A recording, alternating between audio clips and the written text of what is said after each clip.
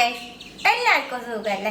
ഇന്നത്തെ നമ്മുടെ റെസിപ്പി മണിച്ചോളം വെച്ചിട്ട് ഒരു 4 മണി പലഹാരമാണ് കേട്ടോ നമ്മൾ റെഡിയാക്കാൻ പോണ. ഷുഗർ പേഷ്യൻസിന്, ഡയബറ്റീസ് ഉള്ളവർക്ക്, കൊളസ്ട്രോൾ ഉള്ളവർക്ക് എല്ലാവർക്കും ഒരുപാട് ഗുണങ്ങളുള്ള ഒരു ധാന്യമാണ് കേട്ടോ മണിച്ചോളം. തടി കുറയ്ക്കാനും ഒക്കെ ബെസ്റ്റ് സാധനമാണ് മണിച്ചോളം. ഇന്ന് നമ്മൾ അത് വെച്ചിട്ടാണ് ഒരു 4 മണി പലഹാരം റെഡിയാക്കാൻ പോണത്. 1/4 കപ്പ് മണിച്ചോളം എടുത്തിട്ടുണ്ട്. 1/2 കപ്പ് ഇഡ്ലി അരിക്ക് പകരം പച്ചരി വേണമെങ്കിൽ യൂസ് ചെയ്യാം കേട്ടോ നമുക്ക്. 1/4 കപ്പ് ഉഴുന്ന്, 1 ടീസ്പൂൺ ഉലുവ. ഇതെല്ലാം കൂടി 2-3 പ്രാവശ്യം കഴുകി 4 മണിക്കൂർ കുതിർത്തി വെക്കണം. ഉഴുന്നും ഉലുവയും കൂടി ഒരുമിച്ചാണ് 4 മണിക്കൂർ കുതിർത്തി വെച്ചേക്കണേ. മണിച്ചോളം ഇഡ്ലി അരി തന്നെ കുതിർത്തി വെച്ചിട്ടുണ്ട്. ഞാൻ നിങ്ങൾക്ക് കാണിക്കാൻ വേണ്ടിയിട്ടാണ് തന്നെ കുതിർത്തി വെക്കണേ. ഇത് രണ്ടും നമുക്ക് ഒരുമിച്ച് തന്നെ കുതിർത്തി വെക്കാട്ടോ. ഇനി ഫസ്റ്റ് നമുക്ക് ഉഴുന്നും ഉലുവയും നല്ല ഫൈനായിട്ട് അരച്ചെടുക്കാം. ഗാർലിക്ക് ഉഴുന്നും ഉലുവയും ഇട്ട് കൊടുക്കുന്നുണ്ട്. അരയ്ക്കുമ്പോൾ ഒരു കാര്യം ശ്രദ്ധിക്കണം, ഉഴുന്നും ഉലുവയും ഒരുമിച്ച് കുതിർത്തി വെക്കുക. ബാക്കി 2 ഇൻഗ്രീഡിയൻറ്റും തന്നെ കുതിർത്തി വെക്കുക. കുറച്ച് വെള്ളം ചേർത്ത് ഫൈനായിട്ട് അരച്ചെടുത്തിട്ട് വരാം. അരച്ച ഉഴുന്നും ഉലുവയും ഒരു ബൗളിലേക്ക് മാറ്റുന്നുണ്ട്. അതേ ജാറിലേക്ക് മണിച്ചോളം ഇട്ട് കൊടുക്കാം. കുതിർത്തി വെച്ചേക്കണ അരി ചേർക്കാം. ഒരുപാട് ഫൈനായിട്ട് വേണ്ട, കുറേശ്ശെ തരിതരിയോടുകൂടി അരച്ചെടുത്തിട്ട് വരാം. ആവശ്യത്തിന് വെള്ളം ചേർത്ത്. അരച്ച മാവ് ഉഴുന്നിൻ്റെ കൂടെ ചേർക്കുന്നുണ്ട്. ജാറിലേക്ക് കുറച്ച് വെള്ളം ചേർത്ത് കഴുകി അത് ഒഴിക്കാം. മാവിന് ആവശ്യമായിട്ടുള്ള ഉപ്പ് ചേർത്ത് എല്ലാം മിക്സ് ചെയ്യാം. അരയ്ക്കുമ്പോൾ ഒരു കാര്യം കൂടി ശ്രദ്ധിക്കണം, മണിച്ചോളം അരി തരിതരിയോടുകൂടി വേണം അരയ്ക്കാനായിട്ട്. ഉഴുന്ന് ഫൈനായിട്ട് അരയ്ക്കണം. എല്ലാം മിക്സ് ചെയ്തു. മാവിൻ്റെ പാകം ഇപ്പം ഇതാണ്. നമ്മൾ ഈ മാവ് റെസ്റ്റ് ചെയ്യാനായിട്ട് വെക്കുന്നുണ്ട്. ഈ മാവ് 3 മണിക്കൂർ അല്ലെങ്കിൽ 4 മണിക്കൂർ അത്രയും റെസ്റ്റ് ചെയ്യാൻ വെക്കാൻ പാടുള്ളൂ കേട്ടോ. മണിച്ചോളം പെട്ടെന്ന് പുളിക്കും. നമ്മുടെ സാധാരണ അരിമാവിനെക്കാട്ടിലും ഒരുപാട് കൂടുതൽ നേരം വെച്ച് കഴിഞ്ഞാൽ പുളിച്ച് പിന്നെ നമുക്ക് ഒന്നിനും യൂസ് ചെയ്യാൻ പറ്റാണ്ടാവും. 4 മണിക്കൂർ കഴിഞ്ഞിട്ട് എടുക്കാം. മാവ് അരച്ച് വെച്ചിട്ട് 4 മണിക്കൂർ കഴിഞ്ഞു.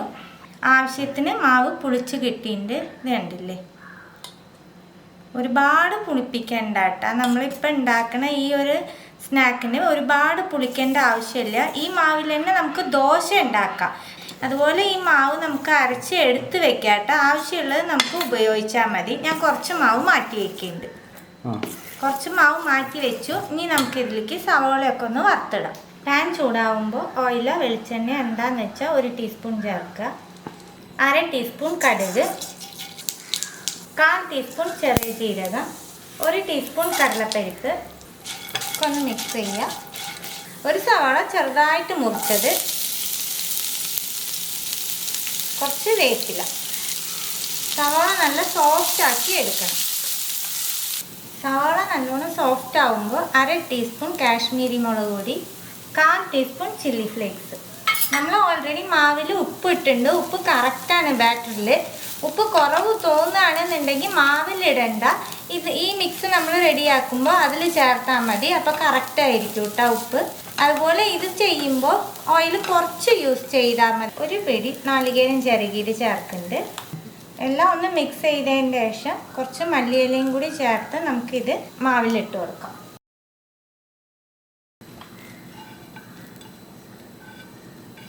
ഇതെല്ലാം നല്ലോണം മിക്സ് ചെയ്യാം. എല്ലാം മിക്സ് ചെയ്തു. ഇനി നമുക്കിത് ചുട്ടെടുക്കാം. ഉണ്ണിയപ്പക്കല്ല് വെച്ചിട്ടുണ്ട് അടുപ്പത്ത്. അതിലേക്ക് നമുക്ക് 1/4 ഭാഗം ഓയിൽ ചേർത്ത് കൊടുക്കാം. എണ്ണ നല്ലോണം ചൂടാവുമ്പോൾ നമുക്ക് ഓരോ കയ്യിൽ മാവ് ഒഴിച്ചു കൊടുക്കാം.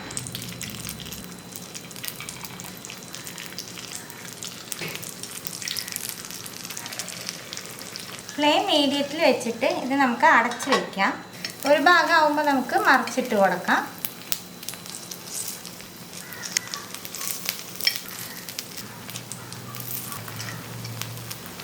ഇനി നമുക്ക് അടിഭാഗം കൂടി വേവിച്ചെടുക്കാം. ഒരു ട്രിപ്പ് റെഡിയായി. നമുക്കിതൊന്ന് മാറ്റാം. ഇതുപോലെ നമുക്ക് എല്ലാ മാവും റെഡിയാക്കി എടുക്കാം. അപ്പം നമ്മുടെ 4 മണി പലഹാരം റെഡി ആയിട്ടുണ്ട് കേട്ടോ. നല്ല ടേസ്റ്റ് ഉണ്ടാവും. നമ്മൾ അരിമാവൊക്കെ വെച്ച് ചെയ്യുന്നതിനെക്കാട്ടിലും അടിപൊളി ടേസ്റ്റാണ്. അപ്പോൾ ഈ മണിച്ചോളം വെച്ച് ട്രൈ ചെയ്യാത്തവർ ഇതുപോലെ ഒന്ന് ട്രൈ ചെയ്ത് നോക്കൂ. ട്രൈ ചെയ്ത് നിങ്ങളുടെ ഫീഡ്ബാക്കൊക്കെ അറിയിക്കുക. പുതിയ റെസിപ്പി ആയിട്ട് അടുത്ത വീഡിയോയിൽ കാണാം. See you, by.